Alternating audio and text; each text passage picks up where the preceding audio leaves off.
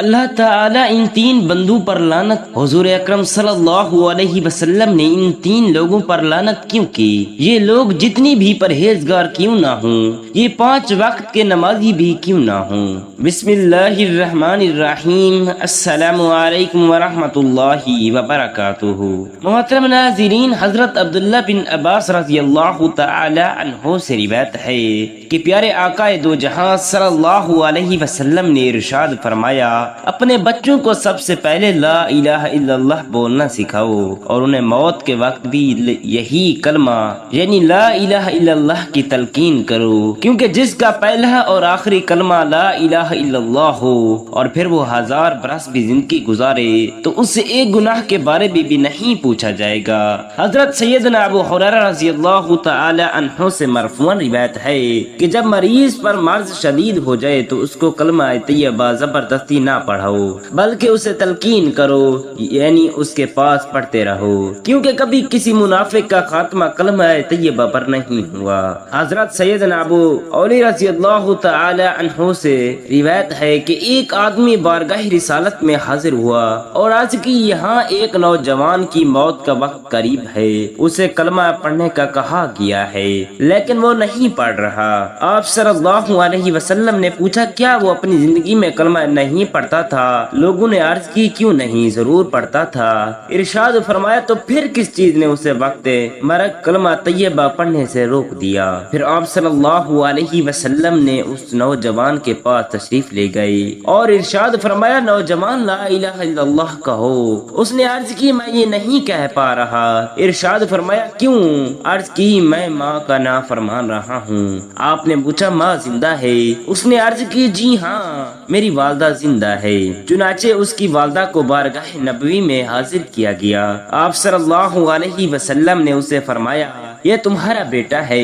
اس کی ماں نے عرض کی، جی ہاں۔ ارشاد فرمایا، اگر ایک زبردست آگ جلائی جائے اور تم سے کہا جائے کہ اگر تم راضی نہ ہوئی تو اس نوجوان کو آگ میں ڈال دیں گے تو تم کیا کرو گی؟ وہ عرض گزار ہوئی، پھر تو میں اسے معاف کر دوں گی۔ ارشاد فرمایا، پھر تم اللہ تعالی ہمیں گواہ بنا کر کہو کہ تم اس سے راضی ہو گئی۔ اس ماں نے عرض کی، میں اپنے بیٹے سے راضی ہوں۔ پھر سرکار دو عالم صلی اللہ علیہ وسلم نے اس نوجوان سے فرمایا، لا الہ الا اللہ کہو۔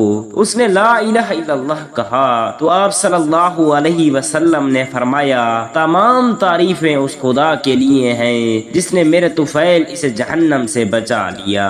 ایک آدمی کو وقت وفات کلمہ پڑھنے کی تلقین گئی گئی تو اس نے کہا، میں نہیں پڑھ سکتا کیونکہ میری نشست و برخاست ایسے بڑے لوگوں کے ساتھ تھی جو مجھے حضرت سیدنا ابو بکر اور سیدنا عمر فاروق رضی اللہ تعالی عنہم کو برا بھلا کہتے تھے۔ قرآن پاک میں شیطان پر لعنت کی گئی ہے کیونکہ وہ اللہ تعالی کے حکم کے خلاف بغاوت کرتا ہے اور انسانوں کو گمراہ کرنے کی کوشش کرتا ہے۔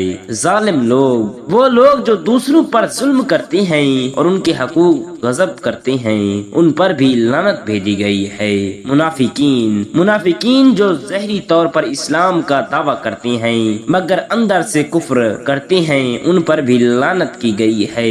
لعنت کا مقصد لوگوں کو برے اعمال سے باز رکھنا اور انہیں اللہ تعالیٰ کے غضب سے ڈرانا ہے تاکہ وہ صحیح راستے پر چلیں۔ رشوت دینے اور لینے والے، حدیث پاک میں ہے کہ نبی کریم صلی اللہ علیہ وسلم نے رشوت دینے اور لینے والے دونوں پر لعنت بھیجی ہے کیونکہ یہ عمل اسلامی تعلیمات کے خلاف ہے اور معاشرتی انصاف کے منافی ہے۔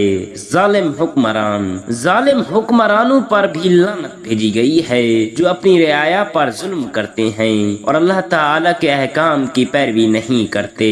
شراب پینے والے اور فروخت کرنے والے، حدیث پاک میں آتا ہے کہ نبی کریم صلی اللہ علیہ وسلم نے شراب پینے والے، فروخت کرنے والے اور اس کے کاروبار سے وابستہ لوگوں پر لعنت بھیجی ہے۔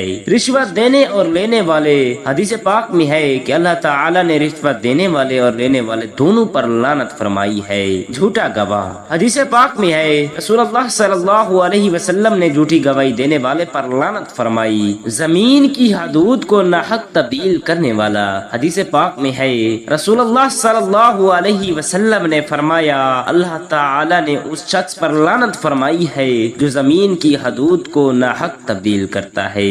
والدین پر لعنت کرنے والا اس شخص پر لعنت ہو جو اپنے والدین پر لعنت بھیجتا ہے یا ان کے ساتھ بدتمیزی کرتا ہے۔ اللہ تعالیٰ کے حلال کو حرام کرنے والا اس شخص پر لعنت جو اللہ تعالیٰ کے حلال کیے ہوئے کسی چیز کو حرام کرتا ہے، یعنی وہ چیزیں جنہیں اللہ نے جائز قرار دیا ان کو حرام قرار دیتا ہے۔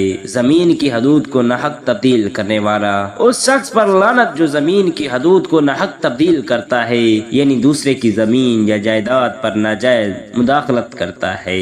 سیدنا ابو ہریرہ رضی اللہ تعالی عنہ سے روایت ہے کہ حضور نبی کریم صلی اللہ علیہ وسلم نے فرمایا، ملک الموت نے قبض روح کے وقت ایک شخص کے اعضاء چیر کر دیکھے لیکن کوئی نیک عمل نہ پایا، پھر اس کا دل چیر کر دیکھا تو اس میں بھی کوئی بھلائی نہ پائی، پھر جبڑے چیرے تو اس کی زبان کی نوک سے چھٹی ہوئی پائی، گویا وہ لا الہ الا اللہ کہہ رہا تھا، بس کلمہ توحید کی بدولت اس کی مغفرت کر دی گئی۔ جب بندے کی موت کا وقت آتا ہے تو بائیں جانب والا فرشتہ دائیں جانب والے سے کہتا ہے نرمی کر، دائیں جانب والا کہتا ہے نہیں کروں گا، ہو سکتا ہے یہ کلمہ طیبہ پڑھ لے تو میں اسے لکھ لوں۔ حضرت سیدنا ابو ہریرہ رضی اللہ تعالی عنہ اور حضرت سیدنا ابو سعید خدری رضی اللہ تعالی عنہم سے مرفوع روایت ہے کہ جس نے وقت وفات یہ کلمات کہے آگ اسے کبھی نہ جلائے گی، لا الہ الا اللہ واللہ اکبر ولا حول ولا قوت الا باللہ العلی العظیم، یعنی اللہ تعالی کے سوا کوئی عبادت کے لائق نہیں، اللہ تعالی سب سے بڑا ہے اور نیکی کی قوت اور گناہ سے بچنے کی طاقت بلند عظمت والے رب العالمین ہی کی طرف سے ہے۔ حضرت سیدنا سعد بن ابی وقاص رضی اللہ تعالی عنہ سے روایت ہے کہ حضور نبی رحمت شفیع امت تاجدار ختم نبوت صلی اللہ علیہ وسلم نے ارشاد فرمایا، کیا میں تمہیں اللہ تعالی کا اسم اعظم نہ بتاؤں؟ حضرت یونس علیہ السلام کی یہ دعا، لا الہ الا انت سبحانک انی کنت من الظالمین، اسم اعظم ہے جس شخص نے مرض وفات میں اسے 40 مرتبہ پڑھ لیا اور پھر اسی میں وفات پا گیا تو اسے شہید کا اجر دیا جائے گا، اور صحت یاب ہو گیا تو ایسا ہوا کہ گناہوں سے بھی پاک صاف ہو چکا ہوگا۔ ام المومنین حضرت سیدہ عائشہ صدیقہ رضی اللہ تعالی عنہا سے مروی ہے، آپ فرماتی ہیں اپنی مجالس کو حضور نبی کریم صلی اللہ علیہ وسلم پر درود پڑھنے اور عمر بن خطاب رضی اللہ تعالی عنہ کے ذکر کے ساتھ مزین فرمایا کریں۔ روایت ہے کہ ایک عورت حضرت حسن بصری رضی اللہ تعالی عنہ کے پاس آئی اور عرض کی کہ میری بیٹی فوت ہو گئی ہے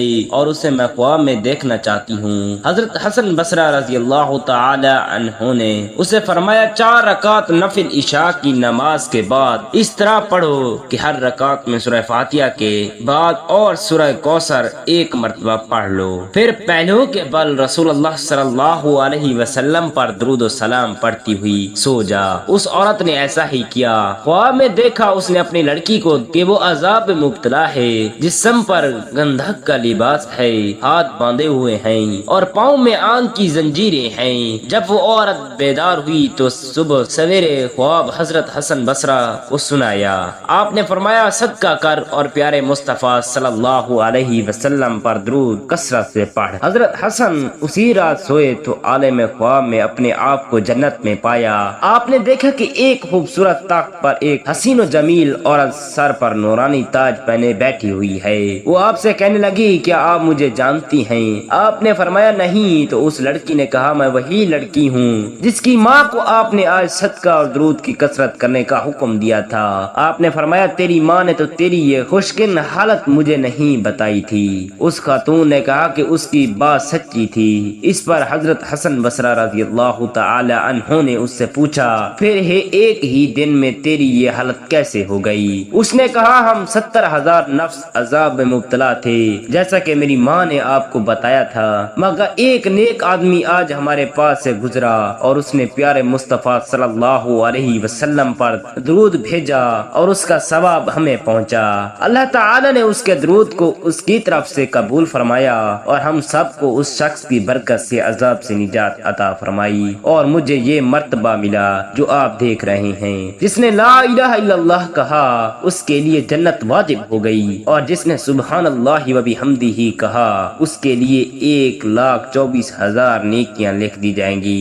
صحابہ کرام رضوان اللہ علیہم اجمعین نے عرض کی یا رسول اللہ صلی اللہ علیہ وسلم تب تو ہم میں سے کوئی آدمی ہلاک نہ ہوگا، تو ارشاد فرمایا کہ کیوں نہیں، تم میں سے کوئی آدمی اپنی اتنی نیکیاں لے کر حاضر ہوگا کہ اگر وہ پہاڑ پر رکھی جائیں تو اس پر بھاری پڑ جائیں گی، پھر جو نعمتیں اسے عطا کی گئیں وہ لائی جائیں گی تو وہ سب نیکیاں چلی جائیں گی، یعنی ان نعمتوں کے بدلے میں پھر اللہ تعالی اس کے بعد اپنی رحمت سے احسان فرمائے گا۔ جو آدمی اس حال میں اللہ تعالی سے ملا کہ وہ اس بات کی گواہی دیتا ہے کہ اللہ تعالی کے سوا کوئی معبود نہیں اور حضرت محمد مصطفیٰ صلی اللہ علیہ وسلم اللہ تعالی کے بندے اور رسول ہیں تو وہ جنت میں داخل ہوگا۔ حضور اکرم صلی اللہ علیہ وسلم نے فرمایا اللہ تعالی تجھے ہدایت پر قائم رکھے، آمین ثم آمین۔ اللہ تعالی ہمیں حضور نبی کریم صلی اللہ علیہ وسلم کی سنت پر عمل پیرا ہونے کی توفیق عطا فرمائے اور ہمیں کلمہ طیبہ پر چلنے والا بنائے، آمین۔ اللہ تعالی ہمیں اسلامی تعلیمات کو سیکھنے اور سکھانے کی توفیق عطا فرمائے، آمین۔ اللہ تعالی اور حضور صلی اللہ علیہ وسلم کے 99 ناموں میں سے ایک نام تو ضرور کمنٹ کریں اور اپنی رائے کو کمنٹ میں ضرور شیئر کریں۔ شکریہ، جزاک اللہ خیرا کثیرا۔